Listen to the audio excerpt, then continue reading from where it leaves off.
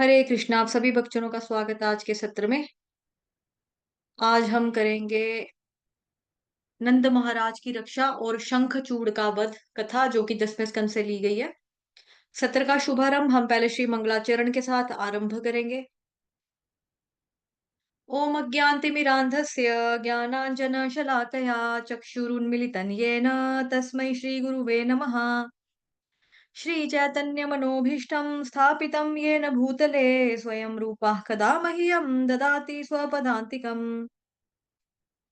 वन्देऽहं श्रीगुरुः श्रीयुतपदकमलं श्रीगुरून् वैष्णवांश्च श्रीरूपं साग्रजातं सहगण रघुनाथान्वितं तं सजीवम् साद्वैतं सावधूतं परिजनसहितं कृष्णचैतन्यदेवम् श्रीराधाकृष्णपादान् सहगण ललिता श्रीविशाखान्वितांश्च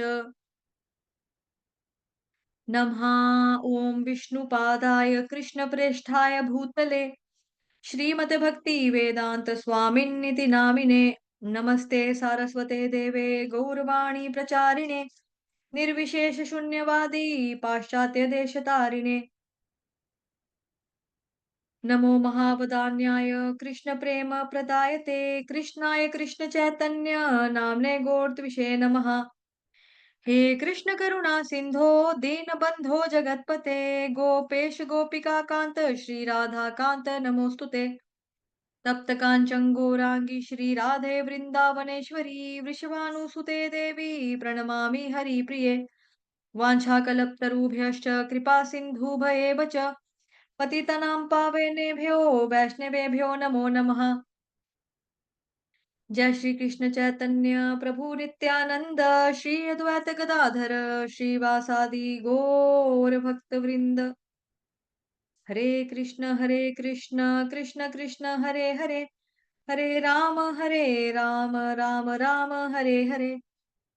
हरे कृष्ण कृष्ण कृष्ण हरे हरे हरे राम राम राम हरे हरे। हरे कृष्ण कृष्ण कृष्ण हरे राम राम राम हरे हरे। हरे कृष्ण कृष्ण कृष्ण हरे राम राम राम हरे हरे।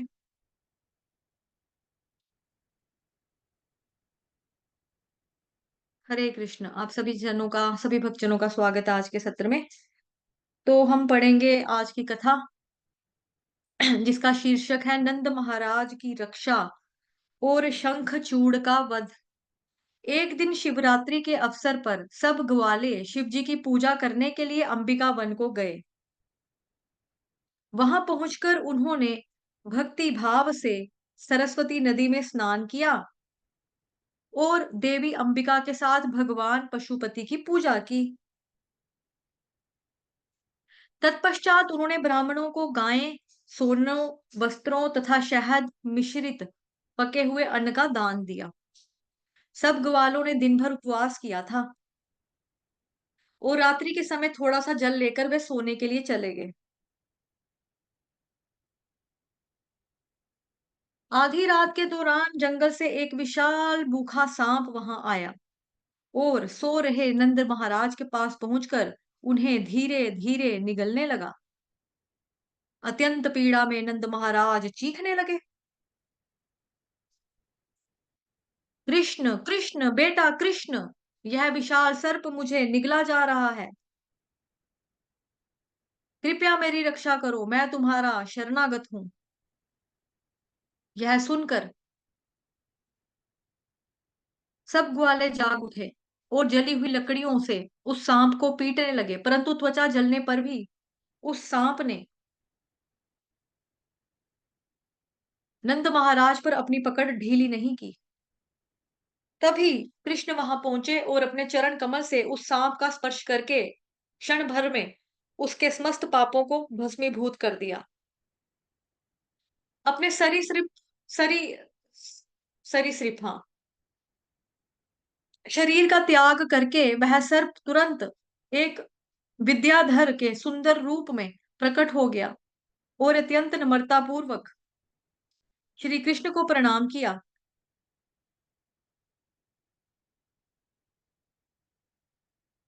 श्री कृष्ण ने उनसे पूछा, हे देव, तुम्हारा शरीर इतना देदीप्यमान और सुंदर है, तुम कौन हो? और तुम्हें सर्प का अत्यंत घृणित शरीर क्यों प्राप्त हुआ? विद्याधर ने उत्तर दिया, मैं सुदर्शन नामक का अति विख्यात विद्याधर हूँ। मैं अत्यंत सुंदर था और अपने विमान पर हमेशा भ्रमण किया करता था। एक दिन घूमते हुए मैंने अंगिरा वंश के कुछ कुरूप ऋषियों को देखा। अपनी सुंदरता के घमंड में मैं चूर था और उनका उपहास करने लगा, और मेरे इस अपराध के कारण उन्होंने मुझे यह निकृष्ट शरीर दे दिया। वास्तव में मेरे हित के लिए ही उन ऋषियों ने मुझे शाप दिया था, अन्यथा मुझे आपके चरण कमलों के स्पर्श का अवसर कैसे प्राप्त होता, और किस प्रकार मैं अपने सब अमंगलों से मुक्त होता। हे भगवान, आप अपनी शरण में आए भक्तों को सब भयों से मुक्त करते हैं।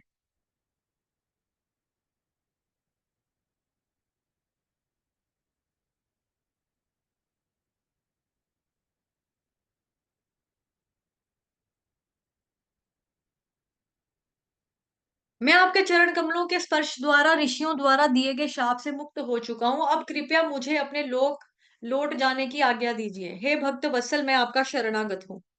लौटने की अनुमति प्राप्त करके सुदर्शन ने श्री कृष्ण की प्रदक्षिणा की, उन्हें झुककर प्रणाम किया और अपने गंधर्व लोक को लौट गया। श्री कृष्ण की शक्ति को देखकर सब व्रजवासी स्तब्ध खड़े थे। शिव जी की पूजा संपन्न करके भी वे भी श्री कृष्ण की अद्भुत लीलाओं के गीत गाते हुए वृंदावन को लौटने लगे। कुछ दिनों के बाद होली आई। पूर्णिमा की उस रात्रि कृष्ण और बलराम अपनी अपनी गोपियों के साथ वन में गए और विहार करने लगे। विभिन्न रागों में गीत गाते हुए वे समस्त वन्य प्राणियों के कानों में तथा मनों को सुख देने लगे। उस संगीत लहरी में भाव विभोर हुई गोपियां अपनी शुद्ध बुद्ध खो बैठी, और उन्हें इस बात का ध्यान भी नहीं रहा कि कब उनके सुंदर वस्त्र और बाल ढीले होकर खुलने लगे तथा मालाएं इधर उधर बिखरने लगी। उसी समय कुबेर का एक सेवक शंखचूड़ वहां आ पहुंचा। कृष्ण और बलराम को सामान्य मनुष्य मानते हुए शंखचूड़ के मन में गोपियों का भोग करने की इच्छा जाग उठी।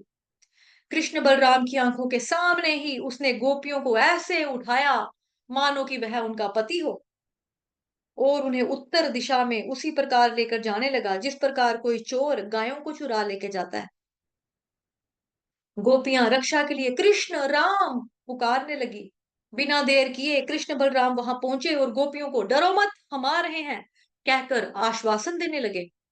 उन्होंने शल वृक्षों की बड़ी बड़ी शाखाएं उठाई और तेज गति से दौड़ रहे शंखचूड़ का पीछा करने लगे। जब शंखचूड़ ने अपने पीछे आते काल स्वरूप कृष्ण और बलराम को देखा तो वह भय से आतंकित हो उठा। उनकी असीम शक्ति को भांपते हुए उसने गोपियों को वहीं पर छोड़ दिया और अपनी जान बचाकर भागने लगा।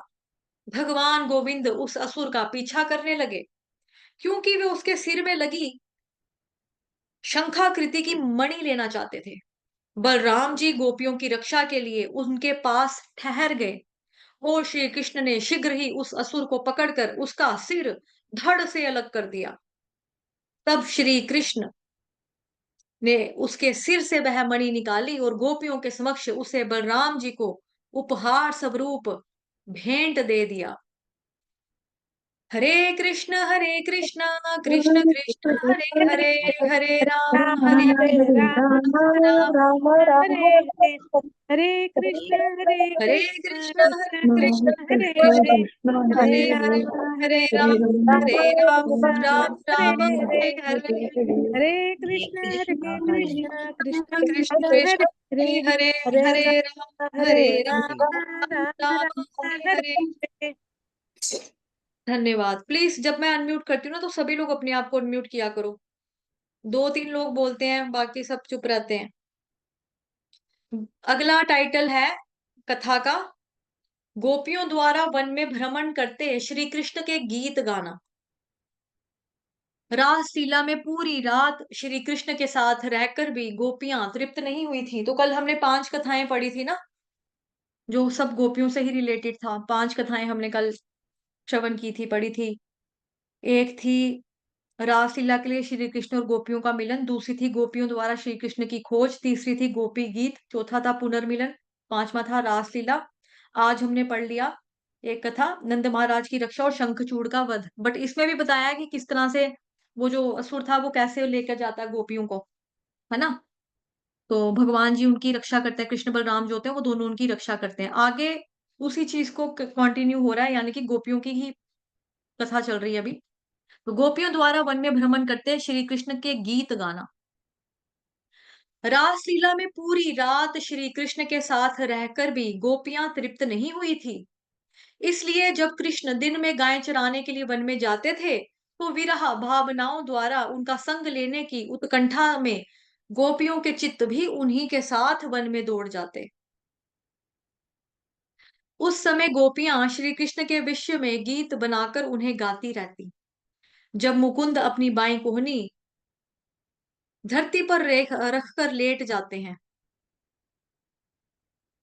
और उनका सिर उनके बाएं हाथ की हथेली पर रखा होता है, तो उस समय अपनी कोमल उंगलियों से अपनी बांसुरी के छिद्रों को दबाते हुए वे मधुर संगीत निकालते हैं।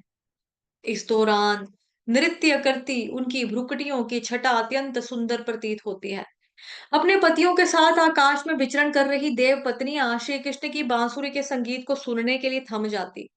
उस मधुर संगीत को सुनकर उन्हें अपने संगीत ज्ञान पर लज्जा होने लगती और अपने चित्त में कामुक विचारों को देखकर वे पानी पानी हो जाती।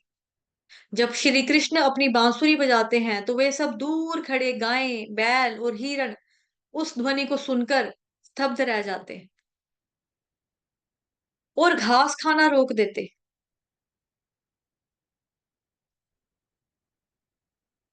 मुंह में पड़ी घास को चबाना रोककर जब वे ध्यान पूर्वक सुनने का प्रयास कर रहे होते, तो प्रतीत होता कि जैसे वो कोई मूर्ति हो अथवा चित्र की छवियां हो। कृष्ण कई बार एक नायक की भांति अपना श्रृंगार करते, अपने सिर पर मोर पंख और शरीर को नाना रंगों से सजा लेते। जब श्री कृष्ण गायों को पुकारने के लिए अपनी बांसुरी बजाते, तो आनंदित होकर नदी बहना बंद कर देती थी और वह आतुरता पूर्वक बहती वायु द्वारा श्री कृष्ण के चरण कमलों की धूलि लाए जाने की प्रतीक्षा करती। घास चरते चरते दूर निकल चुकी गायों को पुकारते हुए अथवा यमुना तट पर विहार करते हुए जब श्री कृष्ण अपनी बांसुरी बजाते, तो उस समय वृक्ष फूलों फलों से लदी अपनी शाखाओं को इस प्रकार झुका लेता मानो सम्मान पूर्वक उन्हें प्रणाम कर रहे हो। श्री कृष्ण के गले में पड़ी तुलसी मंजरियों की माला की सुगंध से मदमत्त भ्रमरों के झुंड श्री कृष्ण का पीछा करते। श्री कृष्ण उनके गीत की सराहना करते और उनकी भिन भिनाहट के सुरों में सुर मिलाते हुए अपनी बांसुरी बजाते। इसका मिला जुला स्वर इतना मधुर होता है कि वहां विचरण कर रहे हंस, बगुले और बतख स्तब्ध रह जाते और इस प्रकार आंखें बंद कर लेते, इस प्रकार आंखें मूंद लेते मानो वो समाधि में चले गए हों। बलराम जी के साथ पर्वतों की ढलानों पर खेलते हुए श्री कृष्ण वहां उपस्थित प्रत्येक प्राणी को अपनी बांसुरी के स्वर से आनंदित कर देते। उनके स्वर में साथ देने के लिए बादल मंद स्वर में गर्जन करते और जल बरसाने के स्थान पर वे फूलों की वर्षा करते और छतरी के समान उन्हें छाया देते। वहां यशोदा मैया बैठी को संबोधित करते हुए गोपियों ने कहा, मैया, तुम बहुत सौभाग्यशाली हो कि तुम्हारा लाडला कितने नए नए तरीकों से बांसुरी बजाता है। जब वह अपने लाल होठों से बांसुरी का स्पर्श करके उनके रागों को प्रसारित करता है, तो ब्रह्मा, शिवजी, इंद्र तथा अन्य प्रमुख देवता उस ध्वनि को सुनकर भ्रमित हो जाते हैं। यद्यपि वे सब बड़े विद्वान हैं, परंतु फिर भी वे श्री कृष्ण की महानता को समझ ना पाने के कारण सिर झुकाकर ध्यान पूर्वक उसे सुनने का प्रयास करते हैं। शाम को घर लौटने के लिए श्री कृष्ण 108 108 झुंडों की गायों को पुकारते हैं जिनका वर्गीकरण उनके रंगों के अनुसार किया गया है, और उनका नाम लेते हुए अपनी 108 मणियों की माला पर उनकी गिनती करते हैं। घर लौटते समय वे अपने एक हाथ से बांसुरी बजाते और दूसरा हाथ अपने सखा के कंधे पर उनका होता। उस समय ब्रह्मा जी एवं शिव जी जैसे महान देवता उनकी संध्या वंदना करने के लिए मार्ग से हटकर एक ओर खड़े हो जाते। यशोदा मैया और गोपियां अत्यंत उत्सुकता पूर्वक श्री कृष्ण के वन से लौटने की प्रतीक्षा कर रही थी, और अंततः जब श्री कृष्ण राजसी हाथी की मतवाली चाल में चलते हुए लौटे, तो उनके प्रिय भक्तों ने सम्मान एवं प्रेम पूर्वक उनका स्वागत किया। हरे कृष्ण कृष्ण कृष्ण हरे हरे, हरे राम हरे राम राम राम राम राम राम हरे राम हरे। हरे हरे कृष्ण हरे कृष्ण कृष्ण कृष्ण कृष्ण कृष्ण हरे हरे हरे, हरे हरे राम राम राम हरे हरे कृष्ण हरे हरे कृष्ण कृष्ण हरे कृष्ण राम हरे राम कृष्ण हरे हरे हरे राम हरे राम राम राम राम हरे राम राम राम हरे हरे हरे। धन्यवाद। अगली कथा पढ़ेंगे। अगली कथा है अरिष्टासुर वध। एक दिन संध्या समय श्री कृष्ण रास लीला की तैयारी कर रहे थे कि वहां विशाल काय बैल का रूप लेकर अरिष्टा नामक एक असुर आ पहुंचा। उसकी पीठ पर विशाल कुबड़ था। अपने खुरों से धरती को खोदते तथा उसे कंपाते हुए अरिष्टासुर ने वृंदावन में प्रवेश किया। वह अपनी टापों से पृथ्वी को रोंद रहा था। उसकी आंखें लाल चमक रही थी और पूंछ हवा में ऊंची उड़ रही थी, ऊंची खड़ी थी। अपने सींगों से धरती को खोदते हुए वह मल मूत्र का त्याग कर रहा था। उस विशालकाय असुर को पर्वत मानकर बादल उसके कुबड़ के चारों ओर मंडराने लगे, और जब वृंदावन वासियों ने उसे देखा तो वे आश्चर्यचकित हो गए। वह इतने भयावह कर्कश स्वर में रंभा रहा था कि कुछ गर्भवती गायों के स्त्रियों के गर्भ ही गिर गए। भयभीत होकर गायें और बैल चरागाहों की तरफ दौड़ने लगे, और ग्वाले और गोपियां कृष्ण कृष्ण कृष्ण कृष्ण चिल्लाते हुए भगवान गोविंद का आश्चर्य लेने के लिए दौड़े। सब ग्वाल गोपियों को इस प्रकार त्रस्त और भयभीत दौड़ता हुआ देखकर श्री कृष्ण ने उन्हें कहा, डरो मत। यह कहकर आश्वासन दिया। तब उन्होंने बैल के रूप में आए उस असुर को चुनौती देते हुए कहा, अरे दुष्ट, तू अकारण ही इन ग्वालों को और गोपियों को एवं पशुओं को क्यों आतंकित कर रहा है? तेरे जैसे दुराचारियों को दंड देने के लिए ही तो मैं यहाँ पर आया हूँ। यह कहकर श्री कृष्ण ने अपनी हथेलियों से अपनी भुजाओं को थपथपाया, और उस असुर की ओर देखते हुए सहजता से अपना एक हाथ अपने मित्र के कंधे पर रखा। यह देखकर अरिष्टासुर क्रोध से भड़क उठा। भूमि को अपने खुरों से रौंदते हुए वह श्री कृष्ण की ओर दौड़ा। उसकी दृष्टि अत्यंत डरावनी तथा नुकीले सींग सामने की ओर तने थे। द्रुत गति से श्री कृष्ण की ओर दौड़ते हुए वह असुर ऐसा प्रतीत होता था कि मानो इंद्रदेव द्वारा छोड़ा गया वज्र हो। परंतु श्री कृष्ण ने उसे उसके सींगों से पकड़ा और उसे घुमाकर 18 कदम दूर दे पटका। विफलता को देखकर असुर का क्रोध अपनी सीमाएं पार कर गया। उसकी गहरी सांसें गहरी होने लगी। उसका शरीर पसीने से तरबतर हो गया। अपनी पूरी शक्ति से उसने पुनः श्री कृष्ण पर आक्रमण किया, परंतु श्री कृष्ण ने उसे पहले के ही समान पकड़ा और जोर से भूमि पर पटक दिया।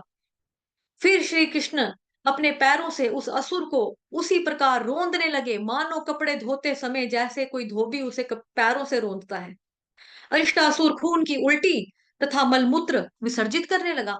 बेचैन होकर उसने अपनी टांगों को इधर उधर पटकते हुए अपनी आंखें अपने कोटरों से बाहर निकल पड़ी उसकी, और अंततः असहनीय पीड़ा को सहते हुए उसने यमलोक की ओर प्रस्थान किया। इस अद्भुत लीला को देखकर देवता वृंदावन को लौट रहे श्री कृष्ण पर पुष्प वर्षा करने लगे, और उन्हें बलराम जी के साथ देखकर ब्रजवासी हर्षित होकर उनके गुणों को गाने लगे। पुराणों में 20 श्लोक उद्धृत करते हुए शील विश्वनाथ चक्रवर्ती ठाकुर राधा कुंड तथा श्याम कुंड की प्राकट्य लीला का निम्नलिखित वर्णन करते हैं। गोपियों ने कहा, कृष्ण, चूंकि तुमने बैल बनकर आए इस असुर का वध किया है, तुम्हें तीर्थ यात्रा करके उसी प्रकार प्रायश्चित करना होगा जिस प्रकार वृत्तासुर वध के पश्चात इंद्रदेव ने किया था। श्री कृष्ण ने उत्तर दिया, मैं भला दुनिया भर में क्यों भ्रमण करूं, बस देखती रहो, मैं यही तीर्थों को बुलवा लेता हूं। यह कहकर श्री कृष्ण ने अपने पैर की एड़ी से धरती पर ठोकर मारी। देखते देखते स्वस्थ तीर्थ स्थल मूर्तिमान रूप में वहां प्रकट होकर अपना अपना परिचय देने लगे। उनके द्वारा बनाए गए कुंड में स्नान करके श्री कृष्ण ने गोपियों से कहा, मैंने सब तीर्थों को मिलाकर इस कुंड का निर्माण किया है, परंतु तुमने तो कभी कोई पुण्य का कार्य नहीं किया। यह सुनकर श्रीमती राधा रानी ने कहा, मैं इससे भी सुंदर एक कुंड का निर्माण करूंगी। चलो गोपियों, मिलकर कार्य आरंभ करें। गोपियों को अरिष्टासुर द्वारा बनाया गया एक गड्ढा दिखाई दिया। उन्होंने 1 घंटे में अपने हाथों से उसे खोद कर एक कुंड बना दिया। कृष्ण ने गोपियों के सामने प्रस्ताव रखा कि वे उनके कुंड से जल लेकर इसे भर सकती हैं, परंतु राधा रानी ने कहा, नहीं, यह नहीं होगा। गो हत्या के कारण तुम्हारा जल दूषित हो चुका है। उसी समय एक दिव्य व्यक्ति श्री कृष्ण के कुंड से बाहर निकला और राधा रानी को प्रणाम करके उसने अपना जल स्वीकार करने का निवेदन किया। राधा रानी मान गई और तब कृष्ण कुंड की सीमाएं तोड़कर उसके जल ने राधा रानी के कुंड को भर दिया। श्री कृष्ण ने कहा, हे राधा, तुम्हारा कुंड तो मेरे कुंड से भी अधिक विख्यात होगा। अक्सर मैं अपनी लीलाएं करने यहीं आया करूंगा। राधा रानी प्रसन्नता पूर्वक श्री कृष्ण के कुंड में स्नान करने के लिए तैयार हो गई और उस रात श्री कृष्ण ने राधा कुंड पर रास लीला रची। इस घटना के तुरंत बाद नारद मुनि मथुरा में कंस के पास गए। वे यथाशीघ्र कंस के पापों का घड़ा भरना चाहते थे। नारद मुनि ने कहा, महाराज कंस वास्तव में यशोदा ने पुत्री को जन्म दिया था और यह कृष्ण देवकी का तथा बलराम रोहिणी का पुत्र है। भयवश वसुदेव ने कृष्ण और बलराम का पालन भार नंद महाराज को सौंप दिया। इन्हीं दोनों लड़कों ने तुम्हारे लोगों का वध किया है। कंस के लिए यह सूचना अत्यंत महत्वपूर्ण थी, क्योंकि देवकी के 8वें पुत्र के द्वारा उसकी मृत्यु बंधी हुई थी। नारद मुनि के वचन सुनते ही कंस क्रोध से भभक उठा और अपना आपा खो बैठा। मयान से तुरंत अपनी तलवार खींचते हुए वह विश्वासघाती वसुदेव का वध करने के लिए तत्पर हो गया। परंतु नारद मुनि ने कंस को ऐसा करने से रोक दिया और समझाया कि उसे वसुदेव के पुत्रों से भय है, स्वयं वसुदेव से नहीं। परंतु कंस ने पुनः वसुदेव और देवकी को बंदी बना लिया और बेड़ियों में बांध दिया। देखने से शायद प्रतीत होता होगा कि कहीं नारद मुनि वसुदेव के शत्रु तो नहीं, परंतु नहीं, ऐसा नहीं है। वास्तव में वसुदेव नारद मुनि के ऋणी थे, क्योंकि उन्हीं के कारण श्री कृष्ण ने मथुरा में आकर वसुदेव और देवकी को बंधन से मुक्त किया। नारद मुनि के जाने के बाद कंस ने तुरंत केशी को बुलवाया और कृष्ण और बलराम को मारने का आदेश दिया। तब उसने मुष्टिक, चाणूर, शल, तोशल तथा अपने हाथी के रखवालों को एक आपातकालीन बैठक के लिए बुलाया। कंस ने कहा, कृष्ण और बलराम नंद महाराज के व्रज में रह रहे हैं और उन्हीं के हाथों मेरी मृत्यु की भविष्यवाणी हुई है। उन्हें मल्ल युद्ध के बहाने मथुरा बुलाकर उनका वध कर दो। एक विशाल मल्ल युद्ध भूमि का निर्माण करो और मथुरा के एवं आसपास के सब लोगों को यह मल्ल युद्ध देखने के लिए न्योता भेजो, आमंत्रित करो। अरे महावत, तुम अपने कुवलयापीड़ हाथी को रंगभूमि के प्रमुख द्वार पर खड़ा रखना और मेरे उन दोनों शत्रुओं को इसके पैरों के तले कुचलवा देना। चतुर्दशी के दिन धनुष यज्ञ आरंभ करो और भगवान शिव की प्रसन्नता के लिए पशु बलि की व्यवस्था करो। तब कंस ने अक्रूर को बुलावा भेजा, जो यदुवंश के अत्यंत प्रमुख सदस्य थे। कूटनीति में प्रवीण कंस ने प्रेम पूर्वक अक्रूर के हाथों को अपने हाथ में लिया और कहा, हे उदार चित्त अक्रूर जी, कृपया मेरा एक काम कीजिए ना। समस्त भोज और वृष्णि वंश को मैं अपने मैं आपके सामने सॉरी वृष्णि वंश में आपके समान दयालु अन्य कोई नहीं है। आपने सदैव अपने कर्तव्यों का निर्वाह पूरे उत्तरदायित्व के साथ किया है, इसलिए मैं पूरी तरह से आपके ऊपर ही निर्भर हूँ। कृपया नंद महाराज के ब्रज में जाइए और जहाँ आनक दुदुम्भी ने 2 पुत्र रह रहे हैं, उन्हें बिना विलंब किए अपने साथ लेते आइए। यह देखो, मैंने आपके लिए इस भव्य नवनिर्मित रथ की व्यवस्था की है। कंस ने सोचा सरल हृदय वाले अक्रूर ने रथ को देखकर रोमांचित हो जाएंगे, परंतु वास्तव में अक्रूर ने रथ को देखकर इसलिए प्रसन्न थे क्योंकि वे दुष्ट कंस के द्वारा उपयोग किए गए रथ पर भगवान श्री कृष्ण और बलराम जी को नहीं लाना चाहते थे। कंस ने आगे कहा, देवताओं ने मेरा वध करने के लिए इन 2 लड़कों को भेजा है। तुम इन दोनों को यहाँ लेकर आओ और नंद महाराज और अन्य ग्वालों को भी इस उत्सव में भाग लेने के लिए उपहार आदि के साथ आने का न्योता दो। जब कृष्ण और बलराम यहाँ आएंगे तो मैं अपने शक्तिशाली हाथी के पैरों के तले उन्हें रुंधवा दूंगा और यदि वे बच भी गए तो मेरे पहलवान उन्हें मार डालेंगे। कृष्ण बलराम की मृत्यु के पश्चात मैं वसुदेव और उसके वृष्णि भोज तथा दशारह वंश के सब संबंधियों को मौत के घाट उतार दूंगा। मैं अपने पिता उग्रसेन को भी मार दूंगा क्योंकि वे सदैव मेरे राज्य के लोभी बने रहते हैं। मैं उनके भाई देवक को तथा उनके अपने अन्य शत्रुओं को भी नष्ट कर दूंगा। इस प्रकार मैं पृथ्वी पर निष्कंटक राजा बनकर राज्य करूंगा। हे बंधु, जरासंध, द्विविद, शंबर, नरक और बाण मेरे परम हितैषी मित्र हैं। इन सब की सहायता से मैं देवताओं की सहायता करने वाले सारे राजाओं को नष्ट कर दूंगा और अंततः पृथ्वी पर शासन करूंगा। मेरी इस योजना को भली भांति समझकर आप तुरंत कृष्ण और बलराम को यहाँ ले आइए।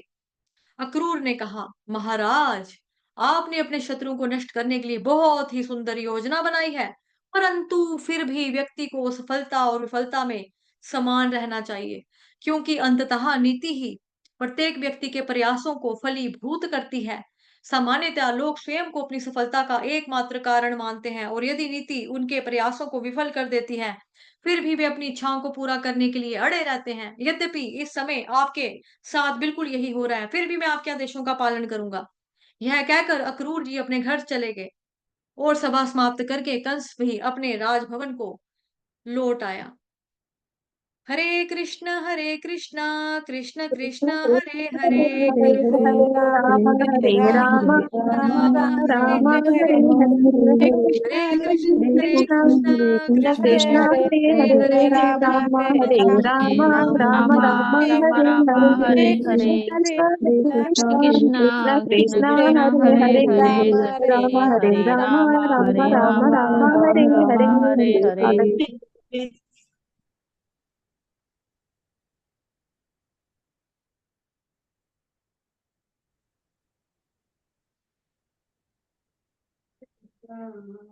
एक और कथा पढ़ लेते हैं। अगली कथा का शीर्षक है केशी और व्योमासुर का वध। अगले ही दिन केशी ने एक विशाल काय घोड़े का रूप लेकर, प्लीज म्यूट कर लीजिए अपने आप को।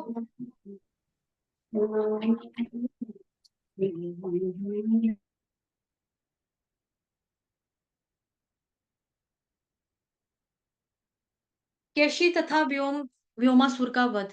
अगले ही दिन केशी ने एक विशाल काय घोड़े का रूप लेकर वृंदावन में प्रवेश किया। मन की गति से दौड़ते हुए वह अपने खुरों से धरती को विदीर्ण कर रहा था। उसके गले के बाल आकाश में बादलों तथा देवताओं के विमानों को स्पर्श कर रहे थे और अपनी गर्जनकारी हिनहिनाहट से वह सबको आतंकित कर रहा था। वह युद्ध के लिए लालायित था और इसीलिए श्री कृष्ण ने उसके समक्ष आकर उसे खुले चुनौती दे दी। सिंह के समान गर्जना करके केशी ने उसे स्वीकार किया और अत्यंत क्रुद्ध होकर भगवान श्री कृष्ण को अपने पैरों तले कुचलने के लिए उनकी ओर दौड़ा। उसका खुला मुख मानो आकाश को निकल रहा था। कृष्ण केशी के आक्रमण से बच गए और फुर्ती से एक ओर हटते हुए उसकी पिछली टांगों को दबोच लिया। हवा में ऊपर उठकर श्री कृष्ण ने उसे जोर से घुमाया और लगभग 100 गज दूर उसी प्रकार फेंक दिया जिस प्रकार कई बार गरुड़ सांप को फेंक देता है। पराजित केशी कुचले हुए नाग के समान फुफकारने लगा। अपना विशाल मुख को खोलकर वह कृष्ण की ओर दौड़ा, सहजता से मुस्कुराते हुए।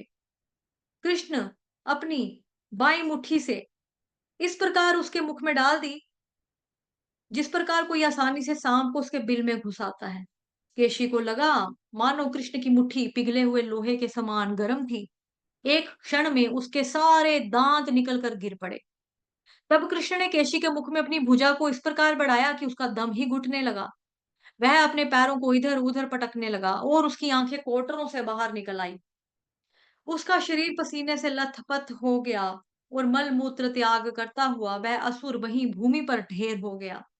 मरते ही उसका मुंह ढीला पड़ गया और कृष्ण ने आसानी से अपनी मुट्ठी बाहर निकाल ली। आनंदित होकर देवगण आकाश से पुष्प वर्षा करने लगे और इतनी सहजता से अपने शत्रु को मारने पर किंचित भी गर्व ना करते हुए श्री कृष्ण ने पूजा को उनकी पूजा को स्वीकार किया।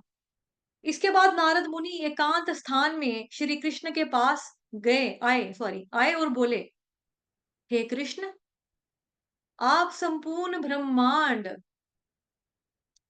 एवं समस्त जीवों के स्वामी हैं। केशी इतना भयावह असुर था कि उसकी हिनहिनाहट से ही देवता स्वर्ग छोड़कर भाग जाते थे, परंतु आपने खेल ही खेल में उसका वध कर दिया।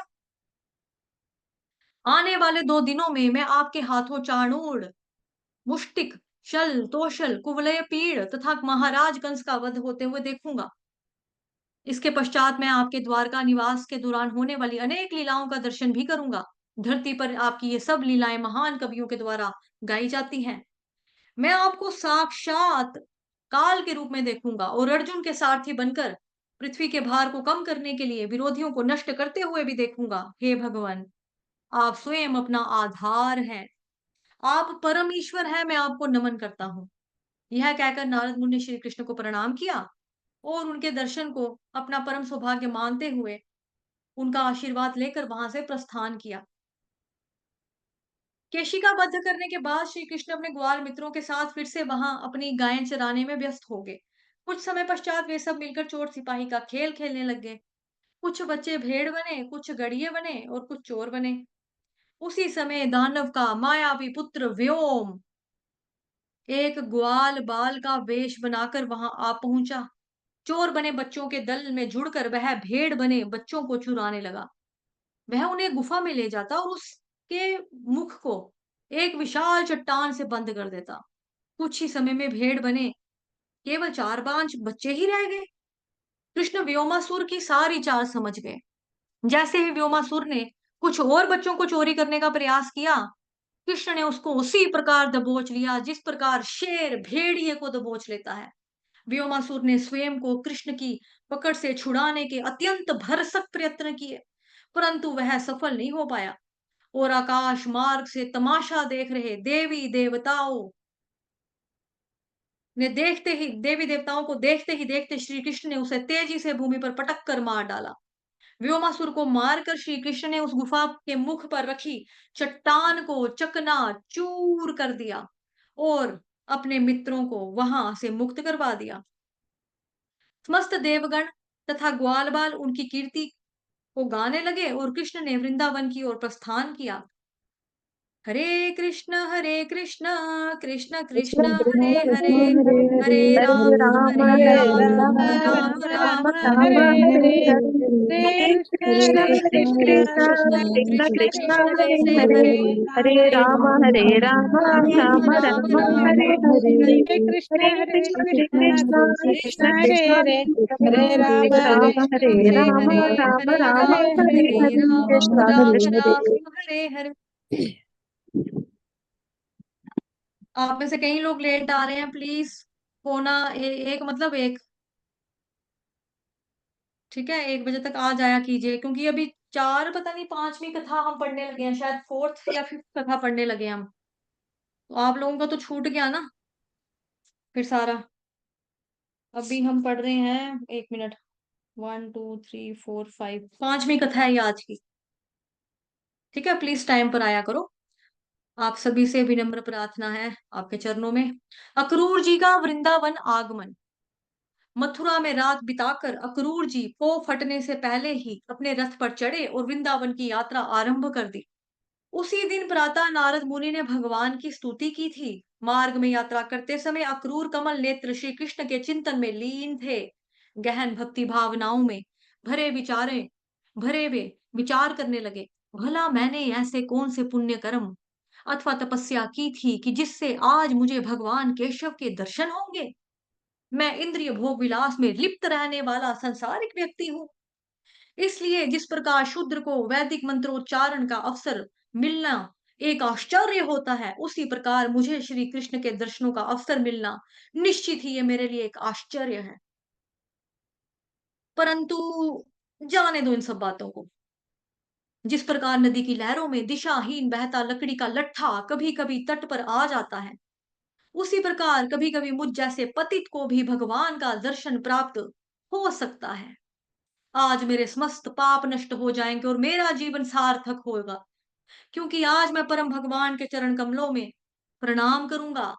वास्तव में मुझे महाराज कंस का ऋणी होना चाहिए, क्योंकि उनकी कृपा से आज मुझे श्री हरि के चरण कमलों के दर्शन प्राप्त होंगे। ये देखो जंगली हिरण मेरी दाईं ओर से जा रहा है, अर्थात आज निस्संदेह मुझे भगवान मुकुंद के मुख कमल के दर्शन प्राप्त होंगे।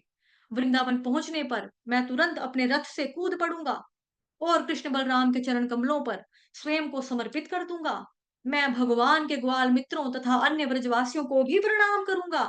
जब मैं भगवान के चरण कमलों पर गिरा रहूंगा, उस समय भगवान अपने हस्त कमल से मेरे सिर का स्पर्श करेंगे। चूंकि अक्रूर क्रूर चूंकि अक्रूर क्रूर कंस की आज्ञा से वहां आए थे, इसे सोचकर उसका हृदय थोड़ा भयभीत था। परंतु फिर भी उसने सोचा, यद्यपि कंस ने मुझे अपना दूत बनाकर यहाँ भेजा है, फिर भी श्री कृष्ण मुझे अपने शत्रु के रूप में नहीं देखेंगे। वे तो घट घट में वास करते हैं। उनकी दृष्टि प्रत्येक वस्तु के अंदर तथा बाहर है और वे प्रत्येक प्राणी के हृदय से भली भांति परिचित हैं। इसलिए मुझे अपने चरणों में गिरा हुआ देखकर वे अपनी स्नेह भरी दृष्टि से मुझे कृतार्थ करेंगे। मुझे अपने घनिष्ठ बंधु एवं परिजन जानकर कृष्ण मुझे अपना चाचा कहकर पुकारेंगे और अपनी बलशाली भुजाओं से मेरा आलिंगन करेंगे। इस प्रकार वे तत्क्षण मेरे शरीर को शुद्ध करके मेरे पाप कर्मों को नष्ट कर डालेंगे। श्री कृष्ण के आलिंगन में मैं नम्रता पूर्वक अपने सिर झुकाए हुए और हाथों को जोड़े हुए खड़ा रहूंगा, और जब श्री कृष्ण मुझसे प्रिय चाचा जी कहकर बातें करेंगे, तो मेरे जीवन का लक्ष्य पूरा हो जाएगा। वास्तव में जो लोग भगवान की कृपा दृष्टि प्राप्त नहीं कर पाते, उनका जीवन तो अत्यंत शोचनीय है। और तब श्री कृष्ण के बड़े भाई मेरे जुड़े हुए हाथों को अपने हाथों में ले लेंगे और मेरा आलिंगन करके अपने घर के भीतर ले जाएंगे। वे वहां मेरा स्वागत और आवभगत करने के बाद पूछेंगे कि कंस उनके परिवार वालों के साथ कैसा व्यवहार कर रहा है। इस प्रकार स्वफलक पुत्र अक्रूर जी सूर्य अस्त के समय गोकुल पहुंचे। सूर्य उदय से सूर्यास्त का समय किस प्रकार बीता, उन्हें इसकी जरा भी कल्पना नहीं थी। चरागाह भूमि में अक्रूर ने भगवान श्री कृष्ण के चरण चिन्ह देखे, जिनमें उन्हें स्पष्ट रूप से कमल, ज्यों, ध्वजा, वज्र, त्रिशूल और अंकुश के चिन्ह दिखाई दे रहे थे। आनंद में भाव विभोर होकर उनका शरीर रोमांचित हो उठा, आंखों से आंसू लुढ़कने लगे और पूरी देह कंपाने लगी। अक्रूर तुरंत अपने रथ से नीचे कूदे और उन चरण चिन्हों को स्पर्श करते हुए धूल में ही लोटपोट होने लगे। बार बार उनके मुख से यही निकल रहा था, ये धूल मेरे स्वामी के चरण कमलों की है, ये धूल मेरे स्वामी के चरण कमलों की है, ये धूल मेरे स्वामी के चरण कमलों की है। अक्रूर जी ने उच्च कुल में जन्म लेने के अपने समस्त अभिमान को त्याग कर साधारण ब्रजवासियों की पूजा की। उन्होंने श्री कृष्ण के प्रति प्रेम दिखाकर कंस के द्वारा दंडित किए जाने का जो भय था, उसका भी त्याग कर दिया, तथा साथ ही उन्होंने कंस द्वारा अपने परिवार वालों को अपमानित तथा आतंकित किए जाने के शोक का भी त्याग कर दिया। इन सब का त्याग करके वे पूरी तरह कृष्ण के भक्ति रस में निमग्न हो गए, और वस्तुतः उस समय जिस आनंद का उन्होंने अनुभव किया, वही समस्त जीवों के जीवन का परम लक्ष्य है। ब्रज पहुंचकर अक्रूर जी को साक्षात श्री कृष्ण और बलराम के दर्शन हुए। उस समय वन से लौटकर कृष्ण बलराम ने स्नान किया और स्वच्छ वस्त्र पहने तथा गायों के दूहे जाने का निरीक्षण कर रहे थे। प्रेम भावनाओं से अभिभूत होकर अक्रूर जी रथ से कूदे और कृष्ण बलराम के चरण कमलों में दंडवत प्रणाम किया। भगवान के दर्शन से आह्लादित अक्रूर निरंतर अश्रुपात करने लगे और उनका शरीर पुलकित हो उठा, उनका गला रुंध गया और वे स्तब्ध और अवाक वहीं खड़े रहे। श्री कृष्ण जी ने अक्रूर को उठाया और उन्हें गले से लगा लिया। सदैव अपने शरणागत भक्तों के प्रति उदार रहने वाले श्री कृष्ण जी अक्रूर से इतने प्रसन्न थे। बलराम जी ने अक्रूर का हाथ पकड़ा और उनका आलिंगन करने के बाद उन्हें कृष्ण के साथ अपने घर के भीतर ले गए। उनसे यात्रा की कुशल क्षेम पूछने के बाद बलराम जी ने उन्हें एक सुखद आसन दिया, उनके चरण धोए, उन्हें पीने के लिए शहद मिश्रित दूध दिया। तब बलराम जी ने क्रूर को एक गाय दी, उनके चरण दबाए और आदरपूर्वक उन्हें सुस्वादिष्ट भोजन भी करवाया। भोजन करने के पश्चात बलराम जी ने उन्हें मुखवास दिया और सुगंधित फूलों की माला पहनाई। तब नंद महाराज ने उनसे पूछा, अक्रूर जी, उस क्रूर कंस के जीवित रहते आप सब किस प्रकार अपना जीवन यापन कर रहे हैं? आप सबकी स्थिति कसाई के आश्चर्य में रह रही भेड़ के समान है। कंस के कंस से अधिक क्रूर संसार में कौन होगा, जिसने निर्ममता से खुद अपनी ही बहन के नवजात शिशुओं को मार डाला? फिर भला उसकी प्रजा के कुशल क्षेम के विषय में पूछने का क्या औचित्य है? इतने सुंदर आदर सत्कार को प्राप्त करके अक्रूर जी यात्रा की सारी थकान को भूल गए।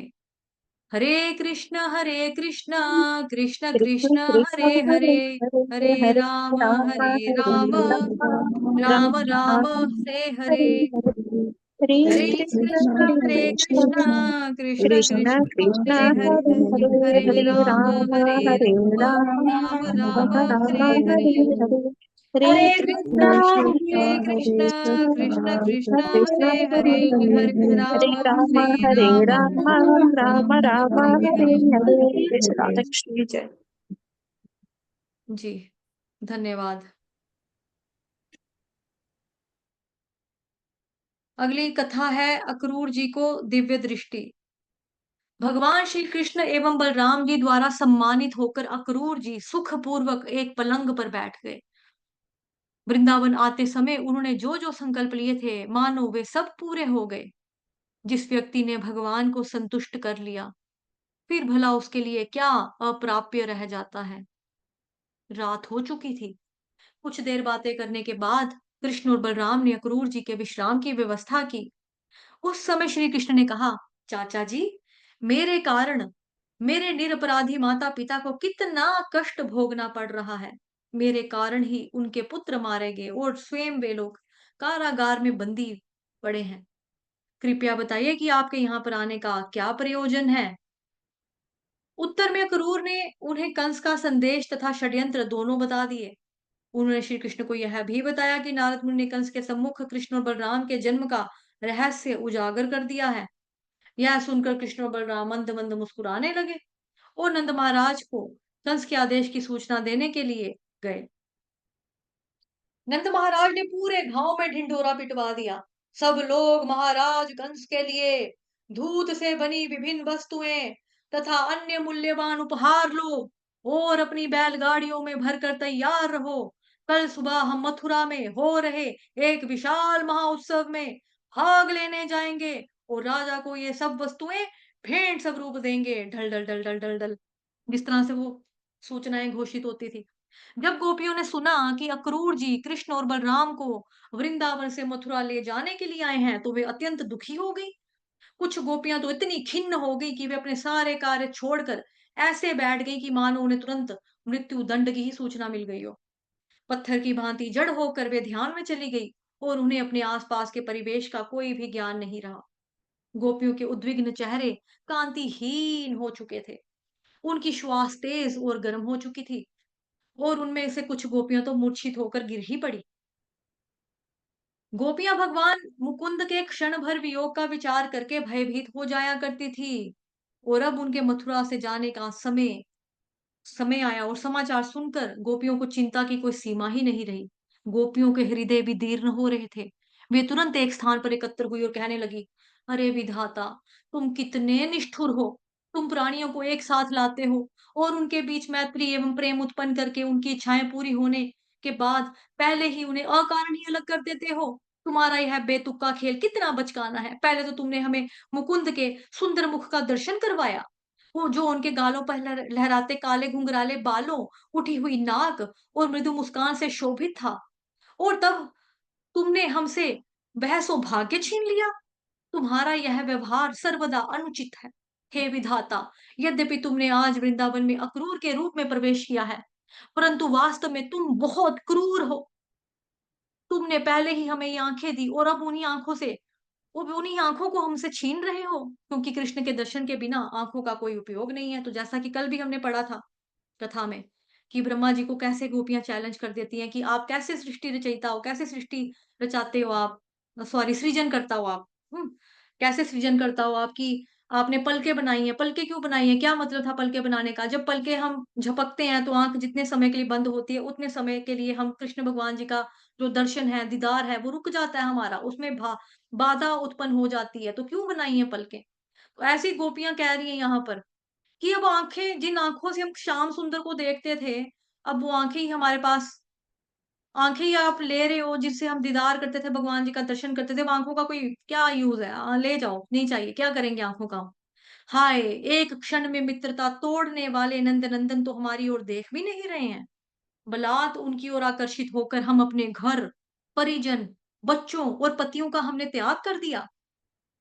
परंतु वे कृष्ण तो हर समय नई नई प्रेमिकाओं की खोज में रहते हैं। कल का दिन मथुरा की स्त्रियों के लिए निश्चित ही अत्यंत शुभ होगा, क्योंकि कल उन सब की इच्छाएं पूरी हो जाएंगी। जब कृष्ण मथुरा नगरी में प्रवेश करेंगे तो वे स्त्रियां उनके नेत्रों के कोनों से बहने वाली मुस्कान रूपी अमृत का पान कर पाएंगी। अरे गोपियों, एक बार मथुरा की स्त्रियों के मदोन्मत्त वचनों के चुंगल में फंसकर और उनकी लजालू मुस्कुराहटों से प्रलोभित होकर भला कृष्ण गांव की हम ग्वालनों के पास क्यों आएंगे? इतना क्रूर कार्य करने वाले व्यक्ति का नाम अक्रूर तो नहीं होना चाहिए। वे हमारे उद्विग्न हृदयों को सांत्वना दिए बिना ही श्री कृष्ण को हमसे दूर ले जा रहे हैं, जो हमें अपने प्राणों से भी अधिक प्रिय हैं। जरा देखो तो सही, निष्ठुर कृष्ण, वो तो पहले से ही रथ पर चढ़कर जाकर बैठ गए हैं, और मूर्ख गोप उनके पीछे अपनी बैलगाड़ियां लेकर तैयार खड़े हैं। उन्होंने हमें कृष्ण के प्रस्थान की सूचना तक देने की जरूरत नहीं समझी। यहाँ तक कि गांव के बुजुर्ग भी कृष्ण को रोकने का प्रयास नहीं कर रहे हैं। आज तो होनी भी हमारे लिए विरुद्ध ही आ खड़ी हुई है। चलो, हम खुद माधव के पास जाकर उनको रोकती हैं। हमारे परिवार वाले हमारा क्या बिगाड़ लेंगे? जब कृष्ण ने आधी रात को रासलीला के लिए बुलाया, तो हमने उनकी स्निग्ध मुस्कानों, उनकी रसिक गोपनीय बातों, उनके चंचल कटाक्षों तथा आलिंगनों का सुख लिया था। और किस प्रकार वह विशाल रात एक क्षण में बीत गई, इसका हमें जरा भी पता नहीं चला। अब कोई बताए कि हम किस प्रकार उनके विरह को सहन करेंगी। संध्या समय जब कृष्ण गायें चराकर अपने मित्रों के साथ ब्रज में लौटते थे, तो उस समय गायों के खुरों से उड़ती हुई धूल से ढके उनके बाल, फूलों की माला हमारा मन मोह लेती थी। उनकी बांसुरी बजाते तथा नेत्रों कोनों से हमें देखते हुए श्री कृष्ण हमारे चित्त को चुरा लेते थे। अब हम उनके विरह में भला कैसे जीवित रहेंगी? अब तक गोपियों ने श्री कृष्ण के साथ अपने प्रेम को छिपाकर रखा हुआ था, परंतु अब सारी लाज छोड़कर वे जोर जोर से रोने लगी। हे गोविंद, हे दामोदर, हे माधव! अशांत गोपियां देवताओं से याचना करने लगी कि ब्रज पर कोई विपदा टूट पड़े, जिससे श्री कृष्ण का प्रस्थान रुक जाए। उन्हें लगा मानो ब्रज में किसी को भी उनसे उनके से सरोकार दुख नहीं है। और इतना ही नहीं, उन्हें विश्वास था कि श्री कृष्ण को उनसे दूर ले जाने के लिए यह षड्यंत्र रचा गया है। इस प्रकार गोपियां दुख के सागर में डूबने लगी और अगले दिन प्रातः कृष्ण के विरह का विचार करके रात भर रोती रहीं। अगले दिन सूर्य उदय होते ही अक्रूर जी अपना पूजा पाठ एवं अन्य कार्यों से निवृत्त होकर रथ पर बैठ गए। नंद महाराज की अगुवाई में सब ग्वाले अपनी अपनी बैलगाड़ियों में राजा के लिए विभिन्न उपहार भरकर कृष्ण और बलराम के पीछे पीछे चलने लगे। तभी गोपियां वहां पहुंची और कृष्ण के रोकने पर भी उन्होंने रथ को घेर लिया। गोपियों की दयनीय दृष्टि एकटक कृष्ण के ऊपर टिकी हुई थी। गोपियों की मार्मिक अवस्था को देखकर कृष्ण भी द्रवित हो उठे, परंतु चूंकि मथुरा जाना उनका कर्तव्य था, उन्होंने गोपियों को समझाने के भरसक प्रयत्न किए कि किस प्रकार वे मथुरा में अपने कार्य को पूरा करके लौट आएंगे। कृष्ण को रोकने के लिए सारे प्रयास विफल रह गए। गोपियां रथ को अपने सामने से जाता देखने के अतिरिक्त कुछ भी नहीं कर पाई। जड़ चित्रों के समान गोपियों के शरीर वहीं पर खड़े थे और मन श्री कृष्ण के साथ जाने लगे। जब तक रथ पर लगी ध्वजा आंखों से ओझल नहीं हो गई, वे वहीं पर खड़ी रहीं। अंततः वे टूटे हुए हृदयों के साथ अपने अपने घरों को लौट आई। उन्हें पूरा विश्वास था कि अब गोविंद कभी भी वृंदावन में लौटकर वापस नहीं आएंगे। अक्रूर जी मन की गति से रथ को दौड़ाते हुए कृष्ण बलराम के साथ कालंदी के तट पर पहुंचे। एक विशाल वृक्ष की छाया में रथ को खड़ा करने के बाद कृष्ण बलराम ने नदी से थोड़ा सा पानी पिया और रथ पर आकर बैठ गए। उस समय क्रूर जी ने उनसे नदी में स्नान करने की अनुमति ली और यमुना में प्रवेश करके मन ही मन गायत्री मंत्रों का उच्चारण करने लगे। तभी अक्रूर जी ने कुछ ऐसा देखा जिससे वह आश्चर्यचकित रह गए। उन्होंने यमुना के जल के भीतर श्री कृष्ण और बलराम को देखा। उन्होंने सोचा, अरे, मैं आनक दुंदंभी के इन दोनों पुत्रों को रथ पर छोड़कर आया था। फिर ये यहाँ कैसे हो सकते हैं? हो सकता है कि वे तेजी से उतरकर यहाँ पर आ गए हों। इस प्रकार भ्रमित होकर अक्रूर जी पानी के बाहर आए और कृष्ण बलराम को रथ पर बैठा हुआ देखकर और अधिक विसम्मित हो गए। वे विचार करने लगे, क्या जो मैंने पानी में देखा वो मेरा भ्रम है?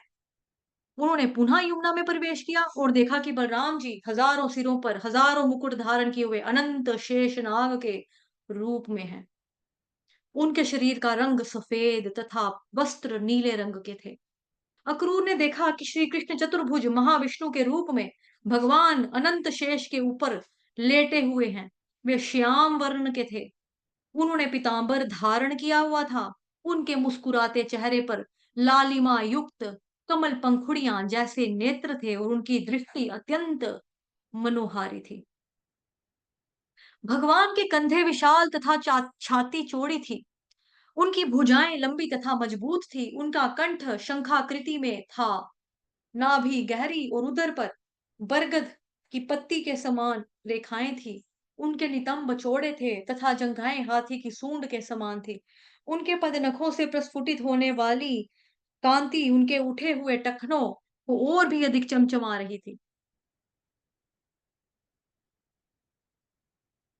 भगवान के सिर पर मुकुट तथा हाथों में कंगन तथा बाजूबंद थे। उनकी कमर में बंधी मेखला, कंधों पर झूलता जनेऊ, कंठाहार, नुपुर तथा कर्ण कुंडल दिव्य दीप्ति से जगमगा रहे थे। उनके वक्ष स्थल पर श्रीवत्स, कौस्तुभमणि एवं फूलों की सुंदर माला सुशोभित थी और उन्होंने अपने हाथों में शंख, चक्र, गदा और कमल पुष्प धारण किया था।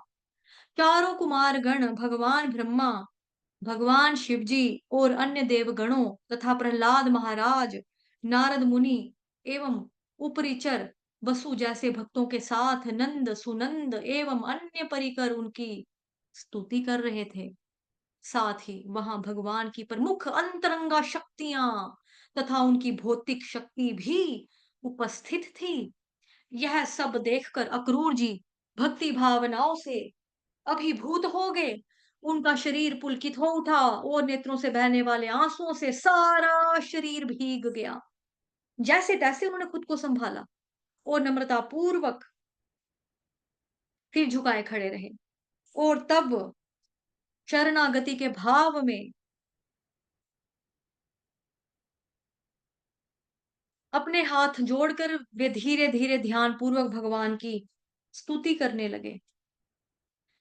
हरे कृष्ण, हरे कृष्ण, कृष्ण कृष्ण हरे हरे, हरे राम, राम राम हरे हरे, हरे कृष्ण, हरे कृष्ण, कृष्ण कृष्ण हरे हरे, हरे हरे राम, राम राम राम राम राम हरे हरे, हरे कृष्ण, हरे हरे कृष्ण हरे कृष्ण कृष्ण हरे हरे, हरे राम, हरे राम, राम राम हरे हरे, हरे कृष्ण, हरे कृष्ण, कृष्ण कृष्ण हरे राम, हरे राम, राम राम हरे हरे। राम हरे हरे वाञ्छाकल्पतरुभ्यश्च कृपा सिन्धुभयेव च पतितानां पावनेभ्यो वैष्णवेभ्यो नमो नमः। अनंत कोटि वैष्णव वृंद की जय। जगत गुरु शील प्रभुपाद की जय। श्री कृष्ण चंद्र भगवान की जय। ग्रंथराज श्रीमद् भागवतम महापुराण की जय। आप सभी भक्तों की जय। सभी भक्तजनों का धन्यवाद। अब मिलेंगे हम 4 बजे। ठीक है, 4 बजे श्रीमद् भागवतम महापुराण की यथारूप वाली कक्षा, यानी कि एज इट इज, जो प्रभुपाद जी ने तात्पर्य के रूप में पूरा दिया हुआ है, उसका हम श्रवण और पठन करेंगे शाम को 4 बजे। सभी लोग जुड़ जाइए। और प्लीज आप लोगों से रिक्वेस्ट ये है कि जैसे 1 बजे क्लास होती ना, तो 12:57 का अलार्म लगा लो। 4 बजे क्लास होती है तो 3:57 का अलार्म लगा लो, और 2-3 मिनट पहले जुड़ जाएंगे। क्योंकि देखो, आज मैंने 6 कथाएं पढ़ाई हैं और कुछ लोग बड़ी लेट आए हैं, जिनकी 4 कथाएं तो मिस हो गई थी उसमें से, है ना? तो फिर श्रवण की कंटिन्यूटी बनी रहती है ऐसे, अगर आप समय पर जुड़ेंगे तो। ठीक। धन्यवाद आप सभी भक्तजनों का। हरे कृष्णा। सभी को पंचांग प्रणाम। हरे कृष्ण।